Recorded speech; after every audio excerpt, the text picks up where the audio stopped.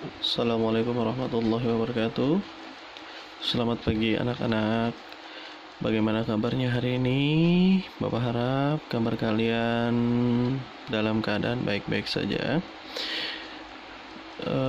Tetap semangat walaupun kita masih belajar secara online, belajar daring melalui pembelajaran jarak jauh. Jadi walaupun kita tidak bertemu bertatap muka seperti biasa di sekolahan, Bapak harap kalian tetap semangat belajarnya di rumah. Oke. Hari ini kita belajar matematika, melanjutkan materi sebelumnya tentang bilangan berpangkat. Pada pembahasan sebelumnya, dua pembahasan sebelumnya, Bapak sudah menjelaskan dua sifat dari sifat-sifat bilangan berpangkat. Dan minggu kemarin Bapak sudah memberikan tugas untuk mempelajari materi yang berada di LKS.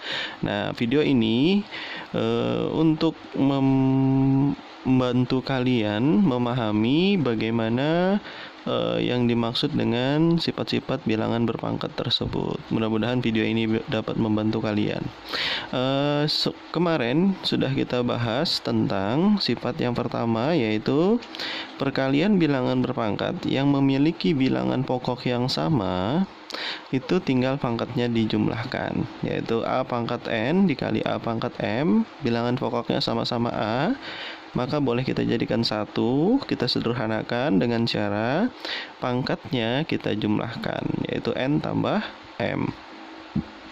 Nah, sifat yang kedua yaitu adalah pembagian bilangan berpangkat dengan bilangan pokok yang sama, maka kita bisa menyederhanakannya dengan cara mengurangkan pangkatnya. Jadi A pangkat N dibagi A pangkat M. Jadi pembagian bilangan pokok A sama-sama A, maka tinggal pangkatnya dikurangkan N kurang M. Tapi jangan sampai tertukar ya. Pangkat yang di depan dikurang pangkat yang di belakang. Bagi itu sama artinya dengan per. Jadi kalau misalkan ini juga A pangkat N dibagi A pangkat M, itu sama artinya dengan A pangkat N kurang M. Sama maksudnya ya. Jadi bagi dengan per itu sama. Nah, untuk pembelajaran kita hari ini, kita akan melanjutkan sifat lagi dari bilangan berpangkat.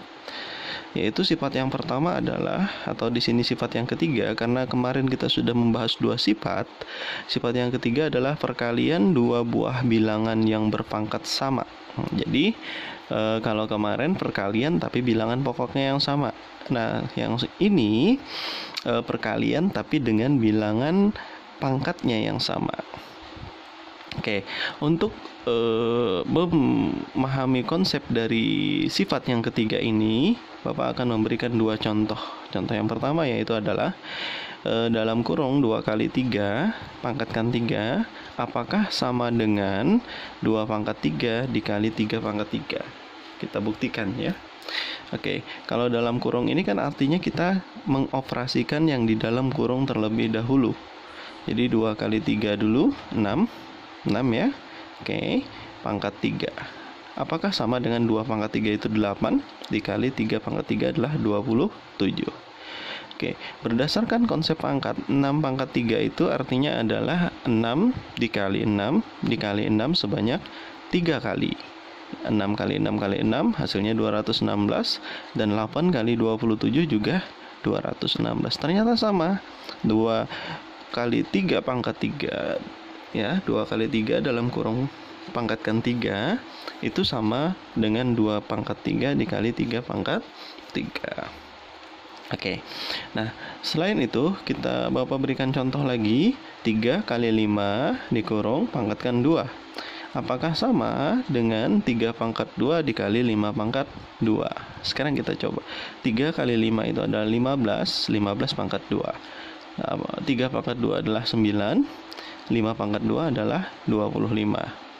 Nah, 2 kali 15 pangkat 2 yaitu adalah 225. 9 kali 25 yaitu juga sama 225.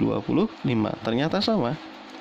Maka Berdasarkan dua contoh soal ini, maka kita dapat simpulkan A kali M, A kali B pangkat M itu sama artinya dengan A pangkat M dikali B pangkat M. Jadi kalau perkalian di dalam kurung pangkatnya ada di luar, maka semua yang di dalam kurung ini mendapatkan pangkat yang ada di luar, gitu ya. Oke. Nah, sebagai contoh yang lain, misalkan Bapak di sini menyediakan 2A B pangkat 3. Itu nanti artinya sama dengan 2 pangkat 3 dikali A pangkat 3 dikali B pangkat 3. Jadi semuanya dapat pangkat 3. Jadi bisa ditulis 8A pangkat 3 B pangkat 3. Jadi ingat ya, setiap yang di dalam kurung kalau perkalian itu mendapatkan pangkat yang ada di luar kurung tersebut. Gitu ya. Oke, itu sifat yang ketiga. Oke, sekarang sifat yang keempat. Sifat yang keempat ini hampir sama dengan sifat yang ketiga. Kalau sifat yang ketiga tadi adalah perkalian dua buah bilangan yang berpangkat sama. Nah, sekarang pembagian dua buah bilangan dengan pangkat yang sama pula. Oke, untuk memahami sifat ini, Bapak menyediakan dua contoh. Contoh yang pertama adalah 3/5 pangkat 2. Berdasarkan konsep pangkat, kalau pangkat itu adalah perkalian berulang. Ya, perkalian berulang angka yang sama sebanyak pangkatnya. Nah, di sini 3/5 pangkat 2. Artinya itu sama dengan 3/5 dikali 3/5. Oke, nah ini perkalian pecahan. Perkalian bilangan pecahan itu bisa kita sederhanakan menjadi dengan cara pembilang dikalikan dengan pembilang dan penyebut dikalikan dengan penyebut. Jadi 3 dikalikan dengan 3, 5 dikalikan dengan 5. 3 kali dengan 3 itu sama artinya dengan 3 pangkat 2. Oke.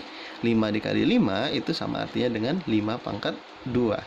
Jadi 3/5 pangkat 2 itu sama artinya dengan 3 pangkat 2/5 pangkat 2. Nah, itu contoh yang pertama. Oke, sekarang kita lihat contoh yang kedua.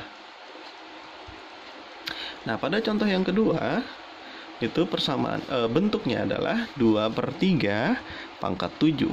Sama seperti yang tadi, berdasarkan sifat dari pangkat, 2/3 pangkat 7 itu sama dengan 2/3 dikali 2/3 dikali 2/3 dikali 2/3 dikali 2/3 dikali 2/3 dikali 2/3 sebanyak 7 kali, ya kan? 1, 2, 3, 4, 5, 6, 7. Oke. Berdasarkan sifat dari perkalian pecahan sama seperti tadi, maka pembilang kita kalikan dengan pembilang. 2 kali 2 kali 2 kali 2 kali 2 kali 2 kali 2 sebanyak 7 kali. 1, 2, 3, 4, 5, 6, 7. Penyebutnya juga sama, 3 kali 3 kali 3 kali 3 kali 3 kali 3 kali 3 sebanyak 7 kali. Nah, berdasarkan sifat pangkat, maka ini bisa kita sederhanakan menjadi 2 pangkat 7. Dan yang di penyebut juga kita bisa sederhanakan menjadi 3 pangkat 7. Oke, artinya 2/3 dikurung dipangkatkan 7, maka itu sama dengan 2 pangkat 7 dibagi 3 pangkat 7. Semua yang di dalam kurung dapat pangkat 7. Nah, kan Bapak bilang sama dengan sifat yang ketiga tadi. Atau kesimpulannya adalah jika ada bilangan bentuk pecahan A per B, pangkatkan N, ya, maka semua yang di dalam kurung juga mendapatkan pangkat yang ada di luar tadi. Misalkan seperti ini.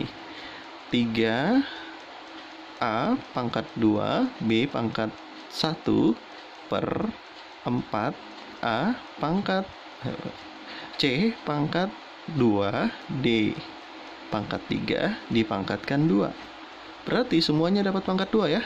3 pangkat 2 A pangkat 2 dapat lagi pangkat 2 ya.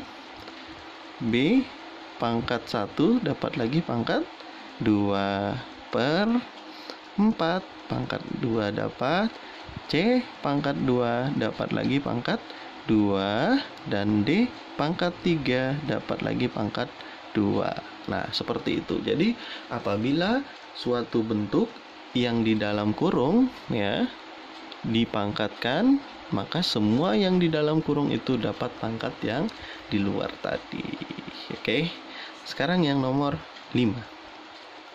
Perpangkatan bilangan yang sudah berpangkat.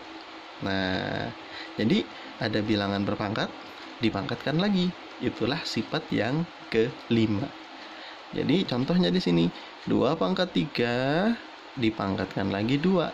Oke, berdasarkan sifat eksponen 2 pangkat 3 dipangkatkan 2 itu artinya perkalian 2 pangkat 3 sebanyak 2 kali. Jadi 2 pangkat 3 dikalikan dengan 2 pangkat 3. Nah, 2 pangkat 3 itu sama dengan 2 kali 2 kali 2. Nah, ini 2 pangkat 3. Oke, di sini juga 2 pangkat 3 sama dengan 2 kali 2 kali 2. Nah, ini setara dengan 2 pangkat 6. Atau juga kita bisa menggunakan sifat yang pertama. Kalau dikalikan tadi, pangkatnya tinggal dijumlahkan ya. Kalau bilangan pokoknya sama, 3 tambah 3 ya 6. Gitu ya. Oke, lanjut ke contoh kedua. 3 pangkat 5 dipangkatkan lagi 4. Nah, itu kan sama artinya dengan 3 pangkat 5 dikali 3 pangkat 5 dikali 3 pangkat 5 dikali 3 pangkat 5 sebanyak 4 kali. Oke, berdasarkan perkalian bilangan berpangkat, apabila bilangan pokoknya sama-sama 3 nih, berarti pangkatnya tinggal dijumlahkan. 5 tambah 5 tambah 5 tambah 5 atau 3 pangkat 20. Nih, berdasarkan 2 tadi ya. 2 pangkat 3 dipangkatkan lagi 2, itu setara dengan 2 pangkat 6. Oh, ini diapakan pangkatnya? Dikali 3 kali 2 kan 6.